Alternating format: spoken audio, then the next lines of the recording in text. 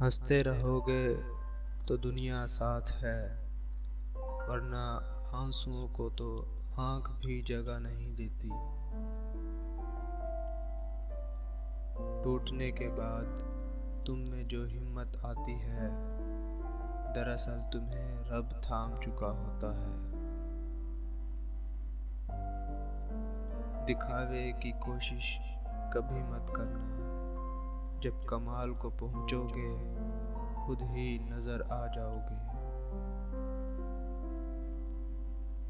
بد نصیب ہے وہ شخص جسے دعا مانگنے کا وقت نہیں ملتا۔ کل کی پریشانی کے لیے اپنی آج کی خوشی خراب مت کریں، ہو سکتا ہے کل وہ پریشانی ہو ہی نہ۔ اعتبار روح کی طرح ہے، ایک بار چلا جائے پھر لوٹ کر نہیں آتا۔ جاہل سے بحث کرنا صرف ایک ہی بات ظاہر کرتا ہے کہ جاہل ایک نہیں دو ہیں۔ باپ کا بڑھاپا اولاد کو جوان کر دیتا ہے، مگر باپ کی موت اولاد کو بوڑھا کر دیتی ہے۔ لوگ دنیا کو حقیقت سمجھ بیٹھے ہیں، حالانکہ بنانے والے نے بتا دیا ہے کہ یہ ایک دھوکہ ہے۔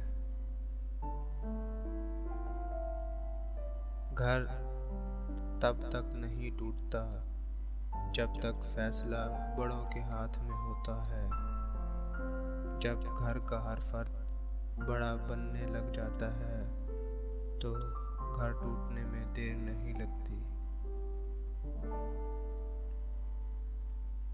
اگر نیتوں کا اثر چہروں پر ظاہر ہوتا تو معاشرے کا ہر فرد نقاب کرنے پر مجبور ہوتا۔ جب تک تم ڈرتے رہو گے تمہاری زندگی کے فیصلے کوئی اور کرتا رہے گا۔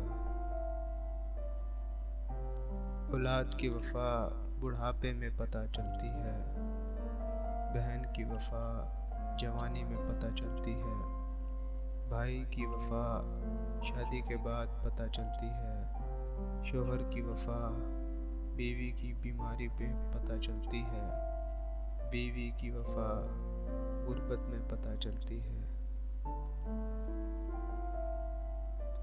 جو شخص آپ کو تب قبول کرے جب آپ بجھ رہے ہوں تو وہ تمام تر محبتوں کا مستحق ہے۔ میں نے لوگوں کو نصیحت سے نہیں ٹھوکر سے سیکھتے دیکھا ہے۔ نصیحت ایک کان سے داخل ہو کر دوسرے کان سے نکل جاتی ہے اور ٹھوکر سیدھا دل پر جا لگتی ہے۔ اگر کوئی تم سے اپنی مصیبت کہے تو تم پر فرض ہے کہ اسے غور سے سنو، کیونکہ تم صرف سن رہے ہو، وہ سہ رہا ہے۔ محبوب سامنے ہو اور نظر شرم سے جھک جائے، یہ محبت کی حسین ترین ادا ہوتی ہے۔ ستاروں پر کمندیں ڈالنے سے کہیں بہتر ہے کہ انسان کی خبر لو جو دم توڑ رہا ہے۔